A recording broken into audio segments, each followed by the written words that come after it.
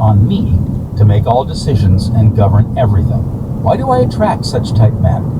I asked her whether she had known that her second husband was the effeminate type, and she replied, "Of course not. I would not have married him." Apparently, she had not learned anything from the first mistake. The trouble was with her own personality makeup. She was very masculine, domineering, and unconsciously wanted someone who would be submissive and passive so that she could play the dominant role. All this was unconscious motivation, and her subconscious picture attracted to her what she subjectively wanted. She had to learn to break the pattern by adopting the right prayer process. How she broke the negative pattern. The above-mentioned woman learned a simple truth. When you believe you can have the type of man you idealize, it is done unto you as you believe. The following is the specific prayer she used to break the old subconscious pattern and attract to her the ideal mate. I am building into my mentality the type of man I deeply desire. The man I attract for a husband is strong, powerful, loving, very masculine, successful, honest, loyal, and faithful. He finds love and happiness with me. I love to follow where he leads. I know he wants me, and I want him. I am honest, sincere, loving, and kind. I have wonderful gifts to offer him. They are goodwill, a joyous heart, and a healthy body. He offers me the same. It is mutual. I give and I receive. Divine intelligence knows where this man is, and the deeper wisdom of my subconscious mind is now bringing both of us together in its own way, and we recognize each other immediately. I release this request to my subconscious mind, which knows how to bring my request to pass. I give thanks for the perfect answer.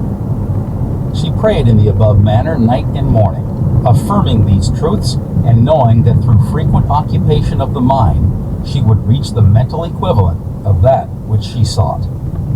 The answer to her prayer. Several months went by. She had a great number of dates and social engagements, none of which was agreeable to her. When she was about to question, waver, doubt, and vacillate, she reminded herself that the infinite intelligence was bringing it to pass in its own way, and that there was nothing to be concerned about. Her final decree in her divorce proceedings was granted, which brought her a great sense of release and mental freedom. Shortly afterward, she went to work as a receptionist in a doctor's office. She told me that the minute she saw the physician, she knew he was the man she was praying about. Apparently he knew it too, because he proposed to her the first week she was in the office, and their subsequent marriage was ideally happy. This physician was not the passive or submissive type, but was a real man, a former football player, an outstanding athlete, and was a deeply spiritual man, though he was completely devoid of any sectarian or denominational affiliation.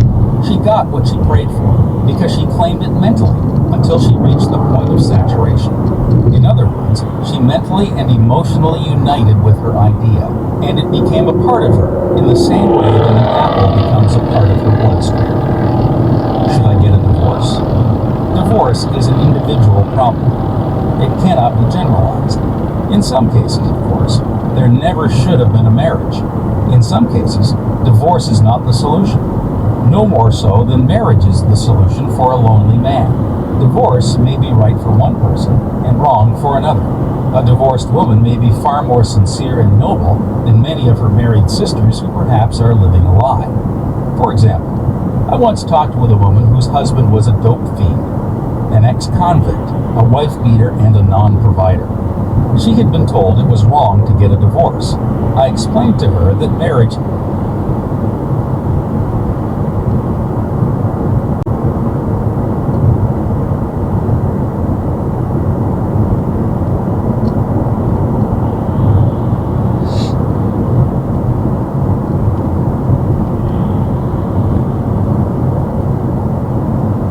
I'm listening to The Power of the Subconscious Mind.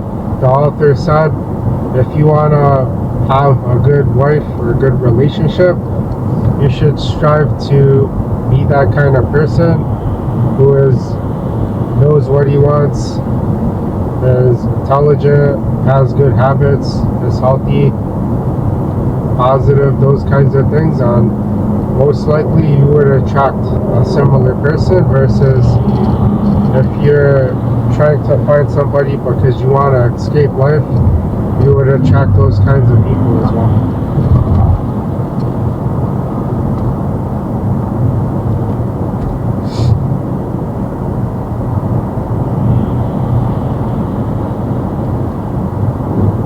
Listening to The Power of the Subconscious Mind, the author said, if you want to have a good wife or a good relationship, you should strive to be that kind of person who knows what he wants, and is intelligent, has good habits, is healthy, positive, those kinds of things. Most likely you would attract a similar person, versus if you're trying to find somebody because you want to escape life, you would attract those kinds of people as well.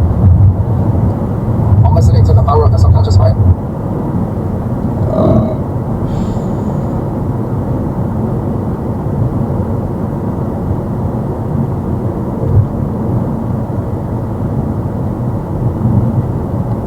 Once the honeymoon phase wears off, they're gonna dip out.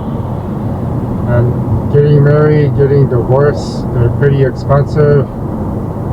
You could be grasping at straws when it ends. It's one of the most painful things that humans go through. It could be equivalent to deleting.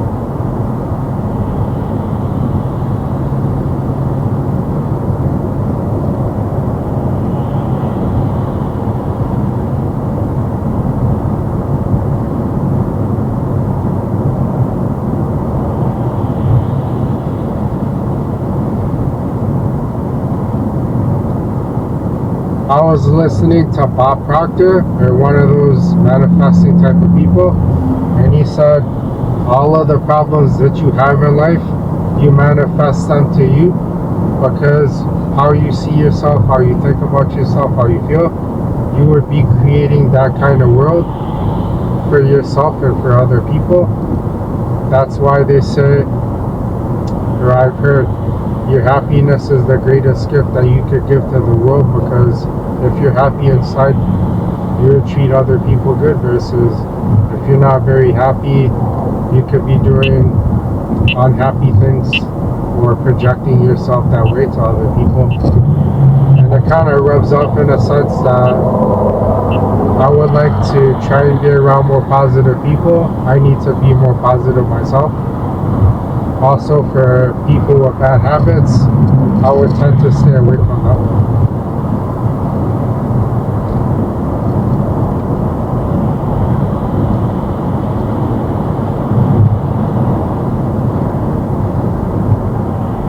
Of the heart.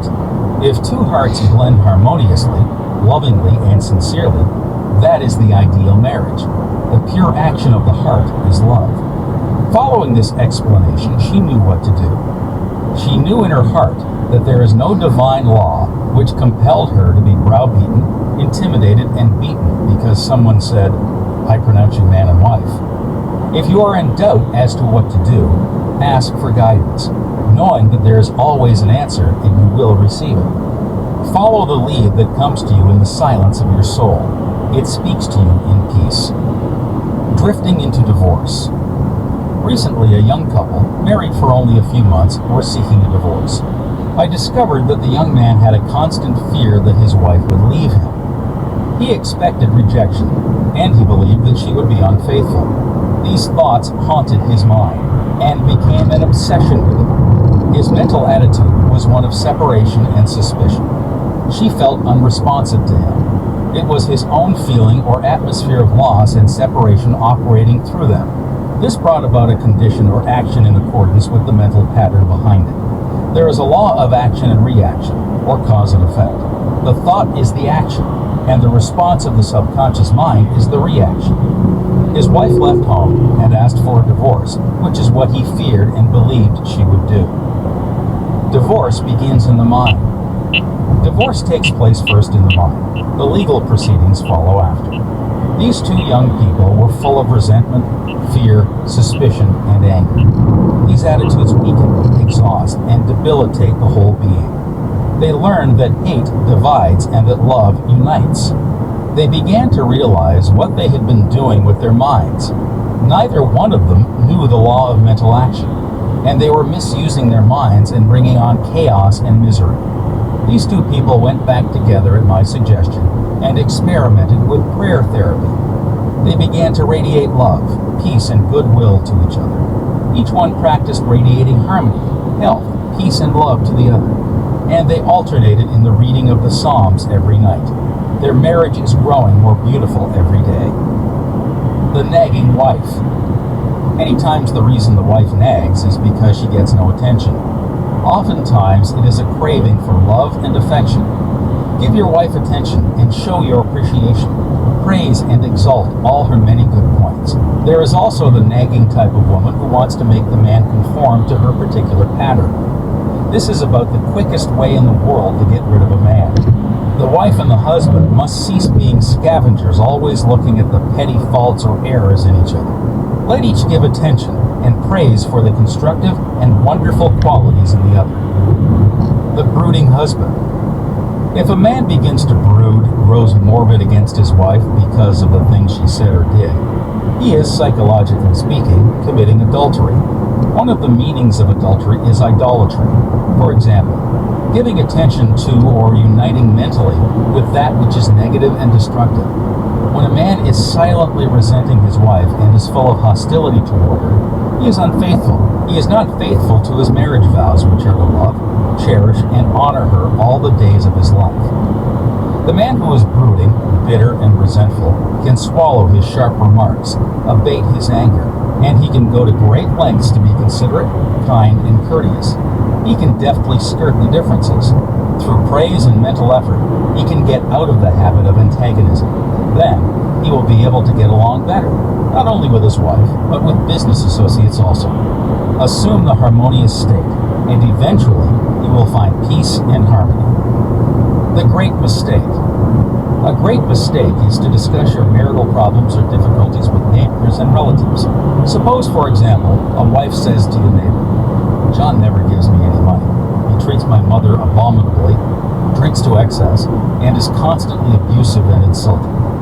Now this wife is degrading and belittling her husband in the eyes of all the neighbors and relatives. He no longer appears as the ideal husband to them. Never discuss your marital problems with anyone except a trained counselor. Why cause numerous people to think negatively of your marriage? Moreover, as you discuss and dwell upon the shortcomings of your husband, you are actually creating these states within yourself. Who is thinking and feeling it? You are. As you think and feel, so are you. Relatives will usually give you the wrong advice. It is usually biased and prejudiced because it is not given in an impersonal way. Any advice you receive which violates the golden rule, which is a cosmic law, is not good or sound. It is well to remember that no two human beings ever lived beneath the same roof without clashes of temperament, periods of hurts and strain. Never display the unhappy side of your marriage to your friends. Keep your quarrels to yourself. Refrain from criticism and condemnation of your partner. Don't try to make your wife over. A husband must not try to make his wife over into a second edition of himself. The tactless attempt to change her in many ways is foreign to her nature. These attempts are always foolish, and many times result in a dissolution of the marriage. These attempts to alter her destroy her pride and self-esteem, and arouse a spirit of contrariness and resentment that proves fatal to the marriage bond. Adjustments are needed, of course, but if you have a good look inside your own mind and study your character and behavior, you will find so many shortcomings, and they will keep you busy the rest of your life. If you say, "I will make him over into what I want," you're looking for trouble and the divorce court. You're asking for misery. You will have to learn the hard way that there is no one to change but yourself. Pray together and stay together through steps in prayer. The first step, Never carry over from one day to another accumulated irritations arising from little disappointments. Be sure to forgive each other for any sharpness before you retire at night. The moment you awaken in the morning, claim infinite intelligence is guiding you in all your ways, sending out loving thoughts of peace, harmony, and love to your marriage partner, to all members of the family, and to the whole world. The second step, say grace at breakfast. Give thanks for the wonderful food, for your abundance, and for all your blessings. Make sure that no problems, worries, or arguments shall enter into the table conversation. The same applies at dinner time. Say to your wife or husband, I appreciate all you're doing, and I radiate love and goodwill to you all day long. The third step, the husband and wife should alternate in praying each night. Do not take your marriage partner for granted. Show your appreciation and love. Think appreciation and goodwill rather than condemnation, criticism, and nagging. The way to build a peaceful home and a happy marriage is to use a foundation of love, beauty, harmony, mutual respect, faith in God, and all things good. Read the 23rd, 27th, and 91st Psalms, the 11th chapter of Hebrews, the 13th chapter of 1 Corinthians, and other great texts of the Bible before going to sleep. As you practice these truths, your marriage will grow more and more blessed through the years.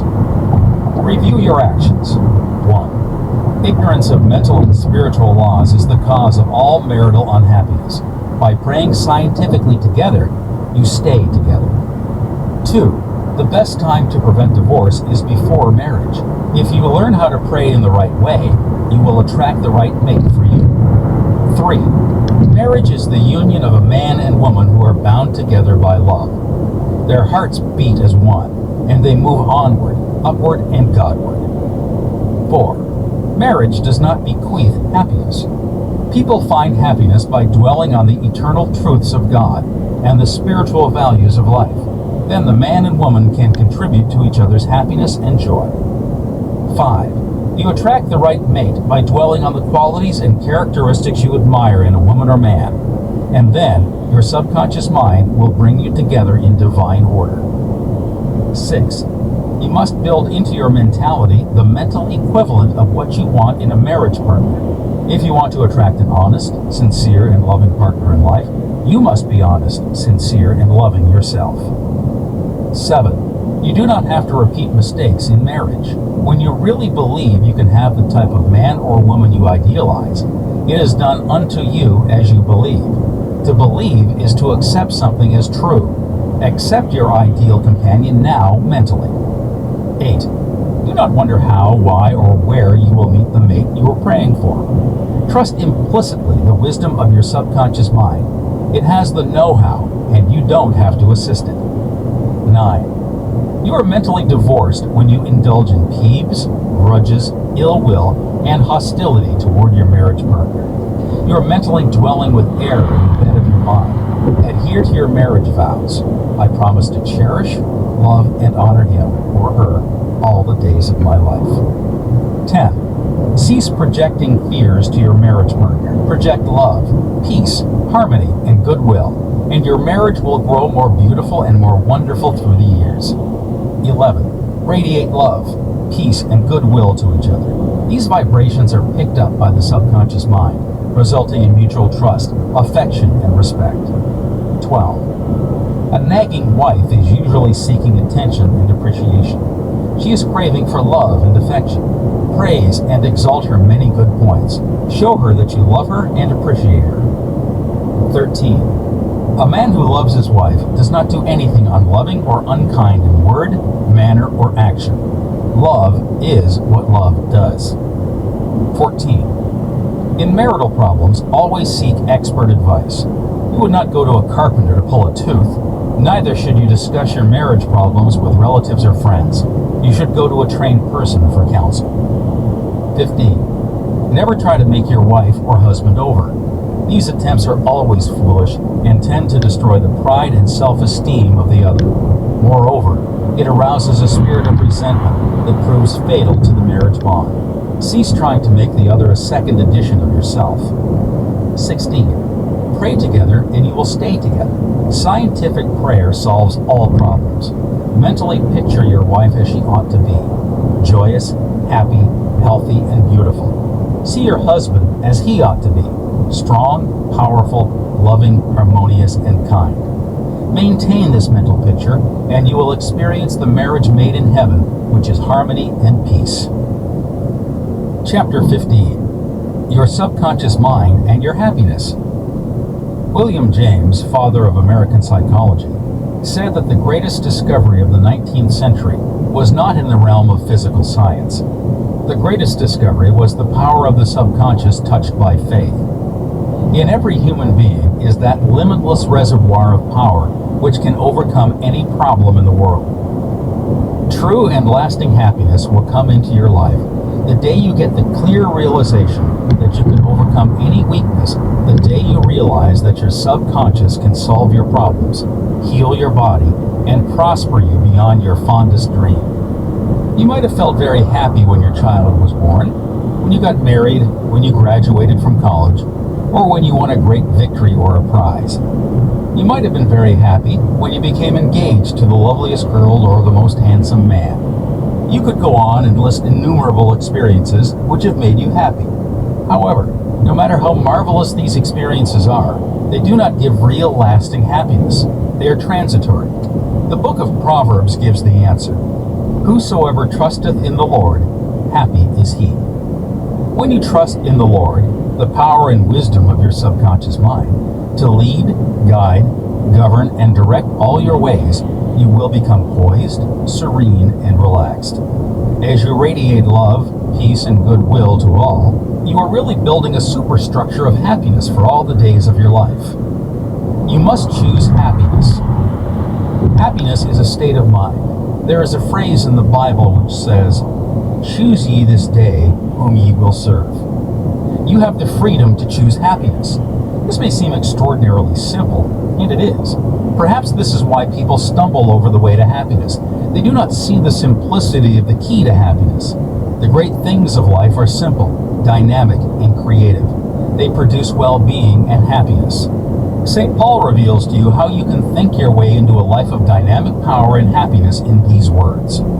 Finally, brethren, whatsoever things are true, whatsoever things are honest, whatsoever things are just, whatsoever things are pure, whatsoever things are lovely, whatsoever things are of good report. If there be any virtue, and if there be any praise, think on these things. Philippians chapter 4, verse 8. How to choose happiness. Begin now to choose happiness. This is how you do it.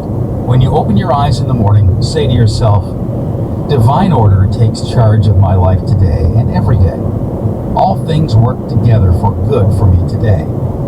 This is a new and wonderful day for me. There will never be another day like this one. I am divinely guided all day long, and whatever I do will prosper. Divine love surrounds me, enfolds me, and enwraps me, and I go forth in peace. Whenever my attention wanders away from that which is good and constructive, I will immediately bring it back to the contemplation of that which is lovely and of good report. I am a spiritual and mental magnet, attracting to myself all things which bless and prosper me. I am going to be a wonderful success in all my undertakings today. I am definitely going to be happy all day long." Start each day in this manner. Then you will be choosing happiness, and you will be a radiant, joyous person. He made it a habit to be happy. A number of years ago, I stayed for about a week in a farmer's house in Connemara, on the west coast of Ireland. He seemed to be always singing and whistling and was full of humor. I asked him the secret to his happiness, and his reply was, "It is a habit of mine to be happy. Every morning when I awaken, and every night before I go to sleep, I bless my family, the crops, the cattle, and I thank God for the wonderful harvest." This farmer has made a practice of this for over 40 years. As you know, thoughts repeated regularly and systematically sink into the subconscious mind and become habitual. He discovered that happiness is a habit. You must desire to be happy. There is one very important point about being happy. You must sincerely desire to be happy.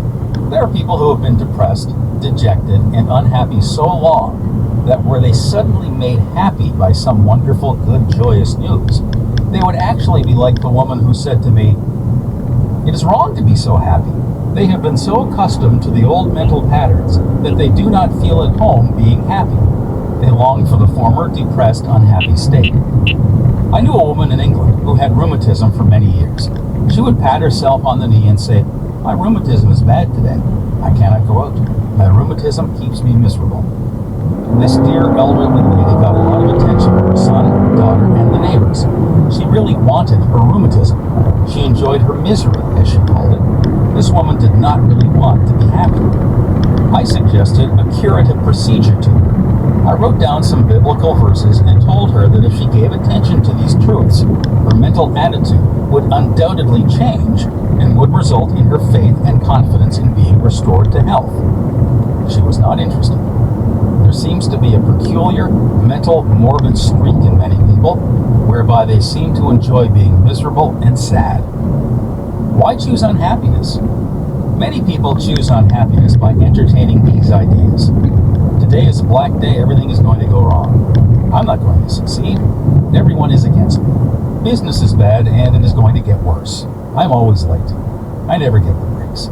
He can't, but I can't. If you have this attitude in mind the first thing in the morning, you will attract all these experiences to you, and you will be very unhappy. Begin to realize the world you live in is determined largely by what goes on in your mind. Marcus Aurelius, the great Roman philosopher and sage, said, quote, "A man's life is what his thoughts make of it," unquote. Emerson, America's foremost philosopher, said, quote, "A man is what he thinks all day long," unquote. The thoughts you habitually entertain in your mind have the tendency to actualize themselves in physical conditions. Make certain you do not indulge in negative thoughts, defeatist thoughts, or unkind, depressing thoughts. Recall frequently to your mind that you can experience nothing outside your own mentality. If I had $1 million, I would be happy. I have visited many men in mental institutions who were millionaires, but they insisted they were penniless and destitute. They were incarcerated because of psychotic, paranoid, and manic depressive tendencies. Wealth in and of itself will not make you happy. On the other hand,